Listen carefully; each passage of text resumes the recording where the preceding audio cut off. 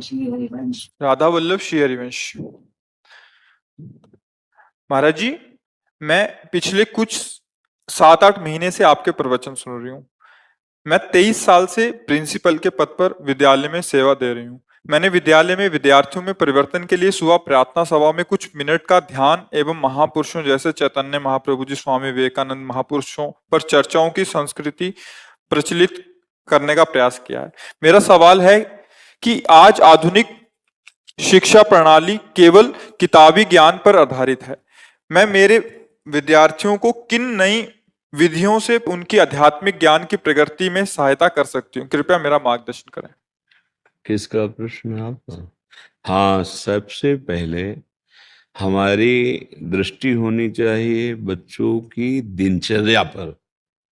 चाहे साधक हो या विद्यार्थी हो, जिसकी दिनचर्या ठीक नहीं है उसका स्वस्थ ना विचार होगा और ना स्वस्थ शरीर होगा और न वो उन्नति को प्राप्त होता है।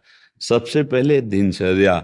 अब हमारी नई पीढ़ी की दिनचर्या ही खराब हो गई, क्योंकि सूर्य उदय के पहले उठने की दिनचर्या बहुत मंगलमयी होती है। अब बच्चे 10 बजे सो के उठ रहे हैं, 8 बजे सो के उठ रहे हैं।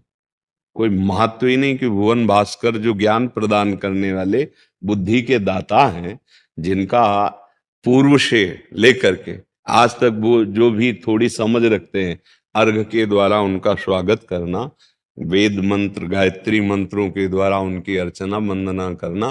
तो चलो, तुम्हें मंत्र नहीं ज्ञान है, तुम्हें ऐसा ज्ञान नहीं, तो कम से कम उनके आदर के लिए सैया का तो त्याग कर दो। वैसे 4 बजे प्रातः उठना सबके लिए अत्यंत आवश्यक है। अगर प्रातः 4 बजे नहीं उठे और आप सैया में सो रहे हैं, भगवान सूर्य उदय हो रहे हैं, तो आपकी बुद्धि क्षीण हो जाएगी, आपकी आयु क्षीण होगी, आपका श्री कांति तेज नष्ट हो जाएगा। आप देखो चेहरों में कहाँ तेज दिखाई दे रहा है? कहाँ तेज है? कांतिमान चेहरा, प्रकाशमयी वाणी, पवित्र आचार विचार कहाँ दिखाई दे रहे? न शौचाचार का ज्ञान है, न कोई दिनचर्या है। तो पहले बच्चों को सुबह उठना सिखाएं, अपनी दिनचर्या ऐसी करें 10 बजे तक सो ही जाएं। तो 11, 12, 1, 2, 3, 4, 6 घंटे हुए। हम करें और 1 घंटे सो लें, 7 घंटे अगर सो ले तो 5 बजे जग जाएंगे। तो हमें लगता है कि सूर्य उदय के घंटा भर पहले जग गए। 1 घंटा मतलब लगभग 6 बजे सूर्य उदय होते होंगे, तो 5 बजे सबसे पहले उठे। सबसे पहले उठ करके 2-4 भगवान नाम लेना सिखाए। हम कह रहे हैं माला नहीं, राधा राधा राधा राधा राधा राधा, बस। फिर धरती के पैर छुए, फिर उठकर माता पिता के चरणों को स्पर्श करे, जो बुजुर्ग जन है, बड़े जन है, सबके चरणों को प्रणाम करे। फिर जल पिए। जो बासी मुंह जल है ना, वो उदर के बहुत से रोगों को नष्ट करता है, ब्रह्मचर्य की पुष्टता करता है। फिर थोड़ा टहल कर शौच जाए, फिर स्नान आदि करे, फिर 10 मिनट दंड बैठक। बच्चे हैं ना, 10 मिनट आसन और 10 मिनट बैठकर प्राणवायु का संशोधन, अनुलोम विलोम, ऐसे मतलब 30 मिनट वो समय इसमें लगावे। फिर इसके बाद जैसे हम शास्त्र स्वाध्याय करते हैं, वैसे अपने वो दिनचर्या में जो स्कूल में पढ़ाया गया है वो बिल्कुल स्मृति में बैठ जाएगा, स्मृति में। और आज का जो खान पान है, वो चाउमीन, पिज्जा, बर्गर, ये सैंडविच, ये जो चीजें हैं, ये उनकी आंतों को कमजोर करेंगे, उनकी बुद्धि को गिराएंगे। क्योंकि अपवित्र और गरिष्ठ वस्तुएं स्वाद में तो अच्छी लगती हैं, लेकिन ये स्वास्थ्य के लिए या बुद्धि पवित्रता के लिए बिल्कुल हानिकारक हैं। छोटे छोटे बच्चे इन्हीं को खा रहे हैं। छोटे छोटे बच्चों के हाथ में मोबाइल है, जो जो चाहे वो उसको देख सकते हैं। कैसे उनका जीवन बनेगा? तो ये प्रातः की दिनचर्या करके फिर जब स्कूल जाएं, तो वहां जिसे आप कहते हैं ध्यान, तो बच्चे हैं वो किसका ध्यान करेंगे? ध्यान तब होता है जब हमारी एकाग्रता कुछ तो समिटी हो, कुछ तो हम ध्येय के विषय में जानते हो, ध्येय जिसका हम ध्यान धरने जा रहे हैं उसके विषय में कुछ तो जानकारी हो कि हमें किसका ध्यान रखना है। जब ऐसे करोगे अंदर से पूरी चंचलता चल रही, ध्यान तो हुआ नहीं ना। हाँ, जैसे हम लोग जब स्कूल में थे तो जाते ही एक प्रार्थना करवाई जाती थी, हे प्रभु आनंद दाता ज्ञान हमको दीजिए, शीघ्र सारे दुर्गुणों को दूर हमसे कीजिए, लीजिए हमको शरण में, हम सदाचारी बने, ब्रह्मचारी धर्म रक्षक वीर व्रतधारी बने। पूरा तो सुबह सुबह अब इसका प्रभाव पड़ता है। प्राय वैसे स्कूलों में अब भी होती होगी। प्रार्थना करवाते हैं, प्रार्थना करवाने के बाद जैसे शनिवार को बच्चों का एंजॉय डे होता है मनोरंजन के लिए, उस दिन मैंने जैसे चैतन्य महाप्रभु दिया। हाँ। तो बच्चों को नहीं पता था कौन है। हाँ, महापुरुषों के चरित्रों का तब प्रभाव पड़ेगा, पहले हम अपने चरित्र को सुधारें। हम लोगों को चाहिए कि बच्चों के साथ एकांतिक बैठक करें, 10-20 बच्चे 50 बच्चे जो हैं, अब उनको बताएं कि देखो ये क्रिया करने से तुम्हारा पतन हो जाएगा, उसमें शर्माए नहीं। जैसे डॉक्टर अगर हमारे अंगों को देखकर शर्माएगा तो ऑपरेशन ही नहीं कर पाएगा। वो छोटे बच्चे हैं, वो गलत बच्चों की संगति से, अब आप बहुत बड़े महापुरुष का चरित्र बता रहे हैं लेकिन बच्चों के संग से वो गंदी हरकतों में जा रहे हैं, वो गंदे व्यसनों में पड़ रहे हैं। पहले उनके चरित्र को हमें देखना होगा। अच्छा देखो, मोबाइल है, अच्छा है रखो, क्योंकि तुम्हें कोई मान लो जा रहे हो और अगर कोई ऐसा तो आप अपने घर फोन कर सकते हो, आवश्यक भी है मोबाइल, पर उसमें ये बातें नहीं देखनी चाहिए, ये बातें सुननी चाहिए। उनकी आप पहले दिनचर्या सुधारो। अगर उनकी दिनचर्या नहीं सुधरेगी ना तो आप महापुरुषों के चरित्र गाएंगे और उनके चरित्र बिगड़ रहे हैं तो वो बैठेंगे आपके सामने शांत, लेकिन कोई प्रभाव नहीं पड़ेगा। प्रभाव तब पड़ेगा जब हमारे चरित्र सुधरे। छोटे छोटे बच्चों में वो जैसे संक्रामक बीमारी फैल रही है, ऐसे इंद्रिय को बिल्कुल जो छूट दे करके गंदी बातें वो बढ़ रहे हैं, क्योंकि हमारे पास सब तरह के बच्चे हैं, छोटे छोटे बड़े बड़े। तो सबसे जैसे अपने लोगों की एक दृष्टि होती है, एक दृष्टि गई तो पता चल जाएगा आप कितने दिन के ब्रह्मचारी हो, कितने आप कैसे भ्रष्ट आचरण वाले हो, वो दृष्टि में पता चलता है। कुछ ऐसे चिन्ह होते हैं, यौगिक चिन्ह, जैसे पता चल जाता है। बोले हम 20 साल से, तो वो पता चल जाएगा कि तुम गप मार रहे हो कि है ऐसा। तो जैसे 13-14 वर्ष का बालक है, उसकी हालत देखी कि भाई ऐसा, तो तब वो अपनी हालत वर्णन करता है कि मेरी हालत ये। तो हमारी सबसे प्राथमिकता उसकी दिनचर्या सुधारिए, महापुरुषों के चरित्र तक थोड़ा हृदय। अब वो अपने ही चरित्र से ही न तो बैठे रहेंगे, पर वो जहां भागेंगे तो अपने चरित्र बिगाड़ने वाले। तो ऐसी उनकी पहचान बताई जाए कि जैसे गलत स्पर्श क्या है, अच्छा स्पर्श क्या है। आपको कोई ऐसे स्पर्श कर रहा है मानो गलत स्पर्श कर रहा है, आपको कोई ऐसी सलाह दे रहा है मानो गलत सलाह दे रहा है। अगर आप ऐसा करते हैं तो आपकी बहुत हानि हो जाएगी, आप भूल भुलैया में फंस जाएंगे, स्मृति चली जाएगी, आपके शरीर में रोग पैदा। भयावह बात रखी जाए कि अगर ऐसा किया तो ऐसे परेशान। भोजन सुधारा जाए, उनके आचरण सुधारे जाए और उनसे मित्रवत व्यवहार किया जाए। टीचर का मतलब गुरु होता है, गुरु को मतलब माँ होता है। हमारे पास जितने भी लोग आते हैं उनको हमें प्यार देना माँ की तरह। माँ कैसे? थोड़ी सी गलती भी हो जाए डांट भी देंगे, लेकिन अपने बच्चे को जैसे हम डांटते हैं वैसे डांटेंगे। उसके साथ व्यवहार ऐसा नहीं करेंगे कि हमारा बच्चा होता उसकी जगह में तो हम कैसा व्यवहार करते। पहले अपने से प्रश्न करना चाहिए कि अगर मेरा बच्चा होता और वो हमारे साथ ऐसा व्यवहार करता तो हम कैसे करते। हम प्यार से समझाते, भाई चलो ऐसा। हमको वही दृष्टि रखनी कि हमारे क्लास में जितने बच्चे हैं मानो ये मेरे ही बच्चे हैं, उनके साथ ऐसा प्यार का व्यवहार। किसी की गलती में उसको विरोध के द्वारा सुधारा कम जा सकता है, प्यार के द्वारा ज्यादा सुधारा जा सकता है। उसको बार बार प्यार से समझा करके तो उस पर हम विजय पाए। पहले उनकी दिनचर्या ठीक करें, अगर दिनचर्या ठीक हुई तो स्मृति और स्वास्थ्य, जैसे हमने कहा व्यायाम भी जरूरी। अब ये ठीक है ना, तो आप जो समझाओगे समझ में आ जाएगा। महापुरुषों की बात अगर सुनाओगे तो उत्साह आएगा। और जहां मन मलिन आचरणों की तरफ भाग जाता है फिर सुधारना मुश्किल होता है। ये जो टच वाला मोबाइल बड़ा हुआ स्क्रीन वाला है ना, ये बच्चों के लिए बहुत हानिकारक है। क्योंकि एक तो वैसी इंद्रियां चंचल होती हैं और अभी नए नए विकास हो रहे हैं मन बुद्धि के, तो भागते हैं विषयों की तरफ। अब उनको पूरा ज्ञान है, सब गेम खेलना, उसमें सब वो मोबाइल में क्या है, ये कहते हैं सर्च करो तो कुछ भी संसार की बात आ जाएगी। अब उनमें से कोई चंचल बालक सर्च करके गंदी बातें दिखाएगा, वही संस्कार पड़ जाएंगे। तो कुछ अब कैसे संभाला जा सकता है? जिसके हाथ में स्क्रीन वाला बड़ा मोबाइल है वो बच्चा तो फिर गड़बड़ हो जाएगा। अगर छोटा मोबाइल दिया जाए कि आपको फोन करने के लिए ये है बस, अगर पढ़ाई लिखाई की तो हमारे सामने आप पढ़ो लिखो, उसमें जो भी है मान लो ऐसा कुछ है और हम चेक करें मोबाइल उनका कि ये क्या देखता है। आजकल इतने बच्चे प्रवीण है ना कि वो आपको चेक भी करवा देंगे, बिल्कुल साफ स्वच्छ कुछ ले उसमें, उनको पता है।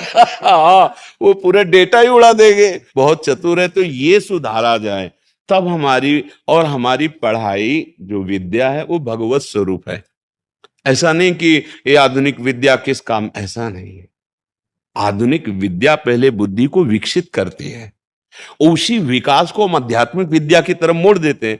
भाई आपके पास शक्ति है, आप उसे किसी की पीटने में या किसी के बचाने में लगा सकते हो, तो आपके पास विद्या ही है। आप उसे किसी की चोरी, हिंसा, छल कपट या किसी को बचाने और किसी का समर्थन, समाज सेवा, देशभक्ति, माता पिता की सेवा, इसमें लगा सकते हैं। और आध्यात्मिक विद्या में भी, ब्रह्म प्राप्ति, भगवत प्राप्ति में भी लगा सकते हैं। तो पहले विद्या प्राप्त करने के योग्य बालकों का खान पान, उनकी दिनचर्या, उनका उठना, उनका सोना, उनका संग, इस पर ज्यादा जोर दिया जाए तभी बात बनेगी। अगर इस पर जोर नहीं दिया जाएगा, हम बात कर रहे हैं ब्रह्म ज्ञान की और वो मतलब स्थिति उनकी गिरती चली जा रही, तो बैठे जरूर रहेंगे, पल्ले कुछ नहीं पड़ेगा। क्योंकि पकड़ने वाली बुद्धि जो है वो गिर चुकी है, वो वासना में गिर चुकी है। इसलिए हम तो बहुत प्रार्थना करते हैं कि माता पिता भी अपनी दिनचर्या ऐसी सावधान रखो कि आपके संस्कार बच्चों के ऊपर पड़ेंगे। आप जहां घर में रह रहे हैं, जो वातावरण उपस्थित कर रहे हैं, उसी संस्कार से बच्चे पल रहे हैं, तुमको वैसे ही फिर भोगना पड़ेगा। आप उनके पहले गुरु हैं।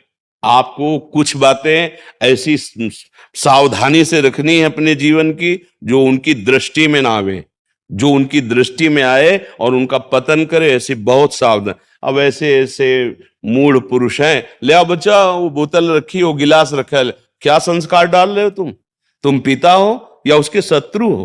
तुम हंसी मजाक ऐसी बातें, और फिर उन बच्चों को तुम चाहते हो कि देशभक्त बन जाएं, वीर बन जाएं और ये दुर्गुण त्यागी बन जाएं। कैसे बन जाएंगे? पहले आप अपना आचरण, यही सबसे बड़ी कमी है। तो हमें अपने आचरण सुधारने हैं। हमें बच्चों को सुधारने के लिए पहले उनकी दिनचर्या पर ध्यान देनी है। कैसे हमें बैठना है, कैसे हमें बोलना है, कैसी हमारी दिनचर्या होनी चाहिए। फिर उसके बाद विद्या कोई भी पढ़ाओ, उसका प्रभाव पड़ेगा। इसलिए हमारी प्रार्थना है कि बच्चों को हमारी दिनचर्या कैसी होनी चाहिए इस पर सबको सिखाओ। हमारे मित्र कैसे व्यवहार करते हैं तो वो गंदा व्यवहार है, वो कैसा व्यवहार करते हैं वो अच्छा व्यवहार है। कौन सा भोजन हमारा स्वास्थ्यवर्धक है, कौन सा भोजन हमारे स्वास्थ्य की हानि करता है। फिर विद्या पढ़ाओ, जो अपनी दिनचर्या जो आधुनिक विद्या है उसके साथ साथ महापुरुषों के, जैसे आप कहते हैं, चरित्र बताते हैं। अब ये है कि स्कूल में, जैसे अभी किसी ने बताया था एकांतिक में कि वो राम कृष्ण ऐसा कुछ बोला या कुछ ऐसा, तो उसको दंडित किया गया। वो नाम कीर्तन या कुछ है, भला कैसे शुद्धि होगी?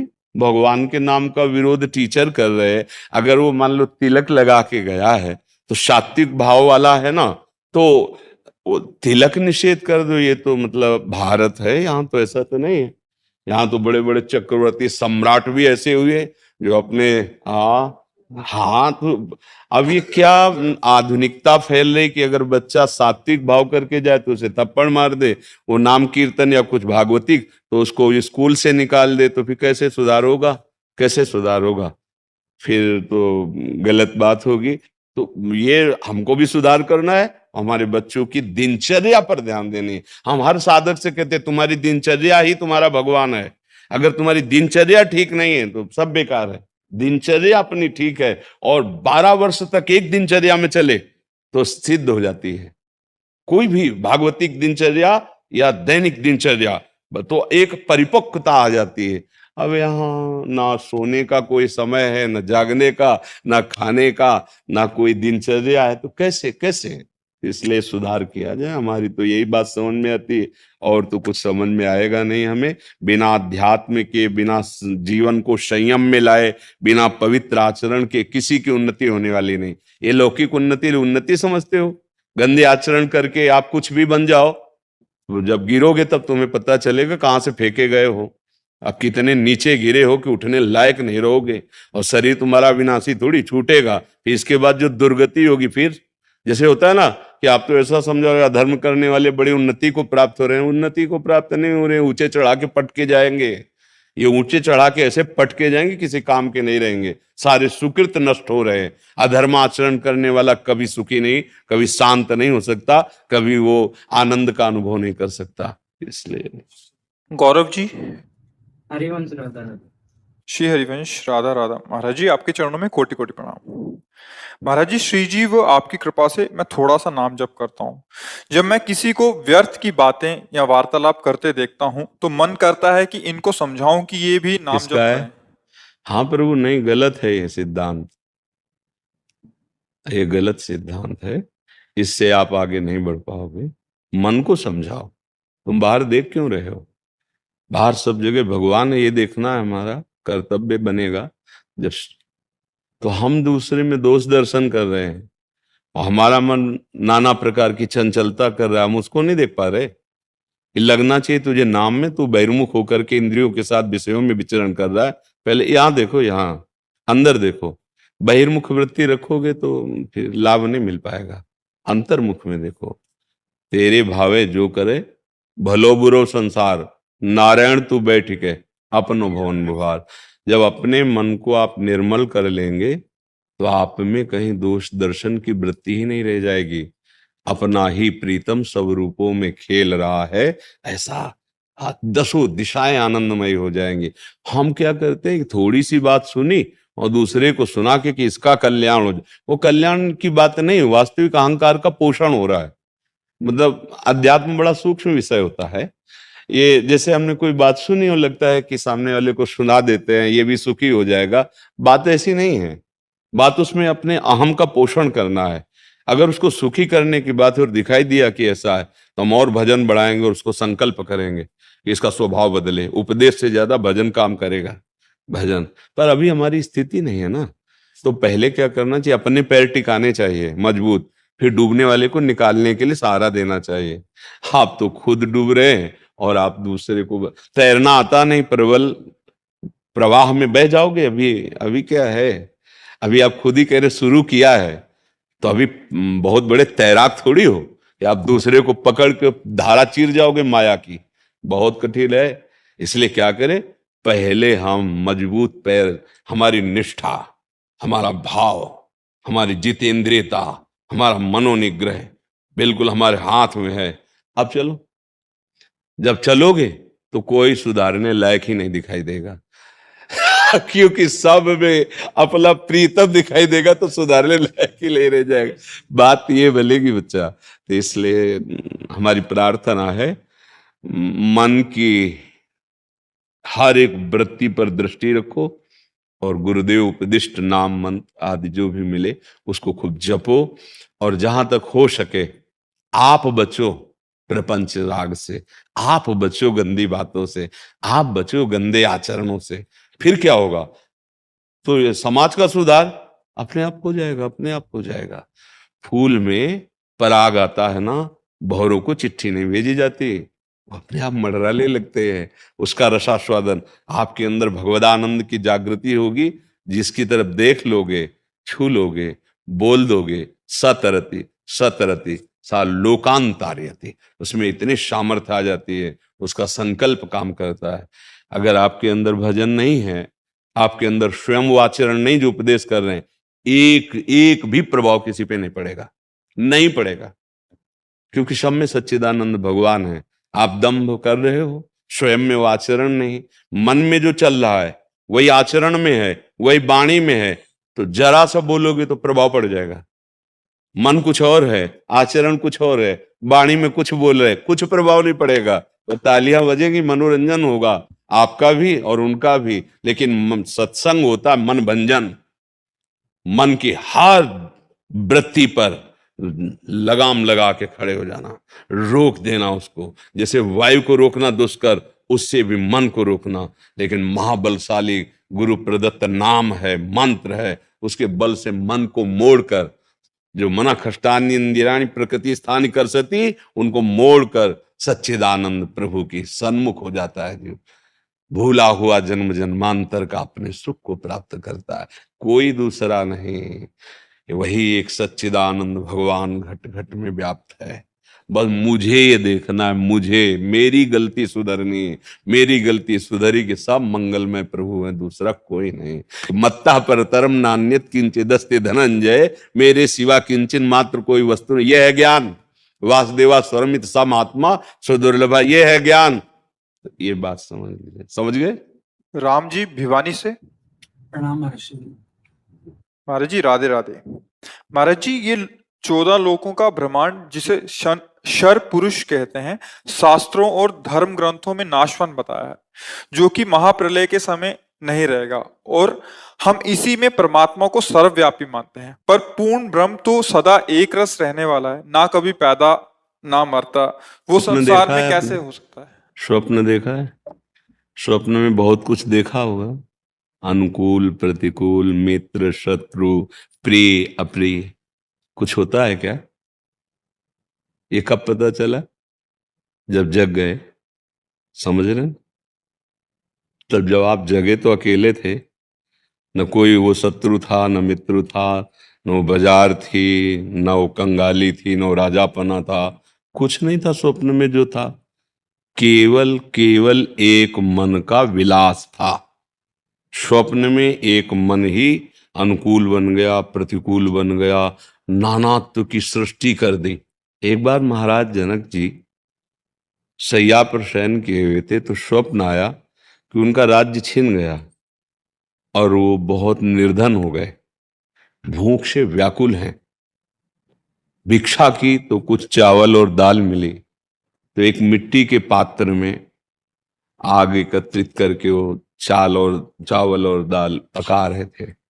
इतने में 2 लड़ते हुए सांड आए और वो मिट्टी का पात्र टूट गया, सारा भोजन बिखर गया।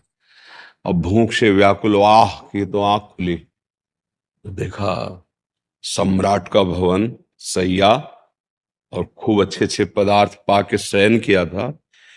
बोले ये सत्य की वो सत्य जो अभी देख रहा हूं, ये जागृत सत्य, कि अभी जो स्वप्न में देखा वो सत्य। तो बड़े बड़े विद्वान सभा में रहते थे, आए और कहा यह सत्य की वह सत्य। अब यह वह का विस्तार से कुछ वर्णन हो तो समझ में आवे, कोई उत्तर नहीं, बस वो इतना ही पूछते थे, यह सत्य की वह सत्य। अष्टावक्र जी महाराज बालक अवस्था में बालकों के साथ खेल रहे थे। बड़ा प्रसंग है। उनके जो पिता थे, कहोड़ ऋषि नाम था उनका, वो भी राजा जनक की सभा में अगर उत्तर नहीं दे पाए तो सब सुविधा होंगी, पर आप जा नहीं सकते जब तक उत्तर नहीं देंगे। तो उनके बालकों के साथ खेलते हुए उन्होंने कहा, बहुत चतुर और विद्वान बनते हो, अपने पिता को मुक्त करा के लाओ ना। कहाँ है? माँ से पूछो जाके। माँ के पास गए, उनका मेरे पिताश्री कहाँ है?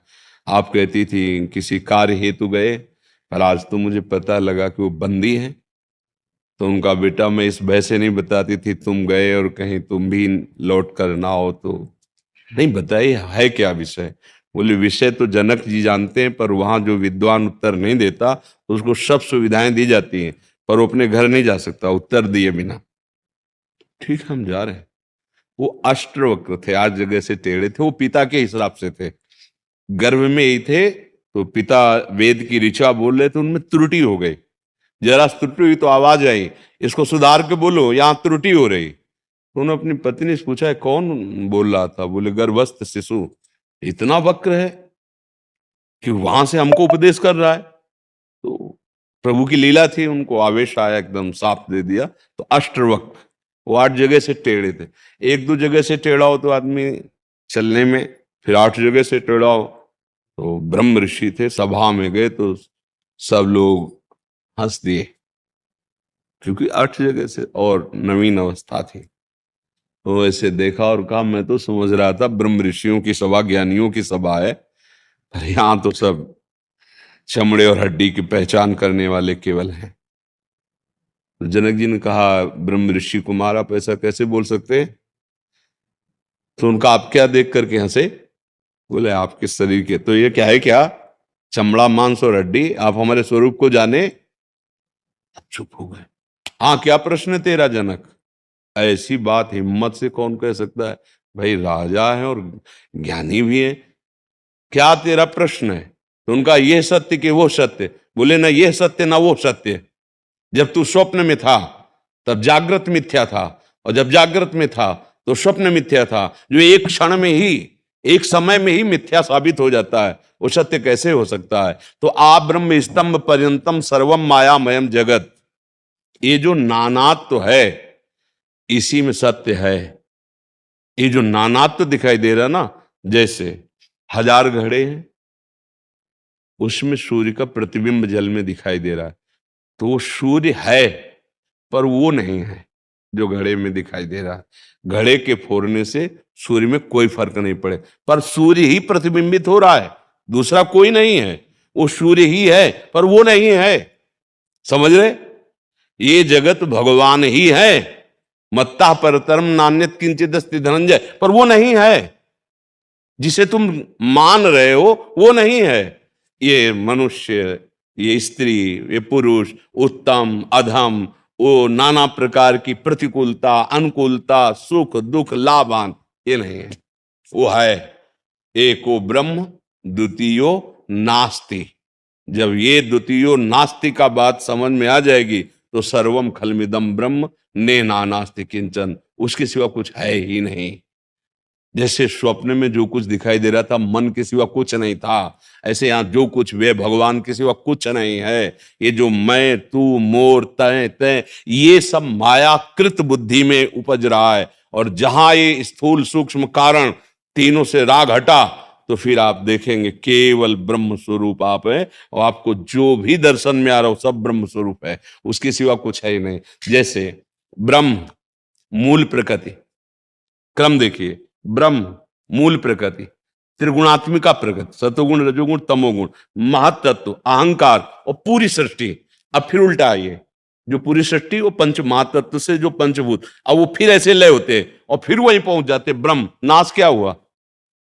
नाश क्या हुआ? किसी का नाश नहीं हुआ। जो जहां का जैसे तत्व था वो वापस होते चला गया अपने में। उसे हम प्रलय कह देते और फिर वो फैल जाता है, उसे हम सृजन कह देते। तो वर्तमान में है कौन? वो ब्रह्म ही तो है ना। तो हम ब्रह्म मान कहाँ रहे हैं? हम तो स्त्री मान रहे हैं, पुरुष मान रहे हैं, जड़ मान रहे हैं, चैतन्य मान रहे हैं, अच्छा मान रहे हैं, बुरा मान रहे हैं, सुखद मान रहे हैं, दुखद मान रहे हैं। तो मान्यता गलत है ना। यही मान्यता गलत है। वो ही अपने आप में अपना विस्तार किए है, अपने आप का अपने आप से पालन करता है और अपने आप से अपने आप का लय कर रहा है। ये आप जान पा रहे हैं, क्योंकि आप अलग हैं, अलग मान रहे हैं। बस यही अलग होना हमारी दुर्गति का कारण है। समुद्र की एक बूंद अलग हो गई, उसका कोई महत्व नहीं, और वही समुद्र में आ गई तो समुद्र ही है। समझ रहे ना? हम अपने को भगवान से अलग मान रहे हैं। इसी बात के लिए भगवत प्राप्त महात्मा जन, शास्त्र जन, एक तू और कोई नहीं है, तू और अपने स्वरूप को पहचान। हम इसको अपना स्वरूप मान रहे, ये बाहरी माया के फैलाव को सत्य मान रहे हैं। जो सत्य इसी में है उसको हम नहीं जान रहे। इसी में है। जे जाने जग जाए हेराई, उसको जान गए तो ये संसार ऐसे गायब हो जाएगा तुम्हारी दृष्टि से।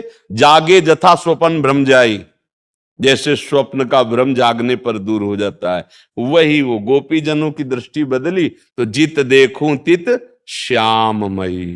गोस्वामी जी की दृष्टि बदली तो सी राम मैं सब जग और हमारी दृष्टि में कोई दुष्ट दिखाई दे रहा, कोई महात्मा दिखाई दे रहा, कोई अच्छा दिखाई दे, कोई बुरा, कोई जड़, कोई चैतन्य, कोई ऐसा, ये दृष्टि हमारी बदलनी है। इसी के लिए साधना की जाती है।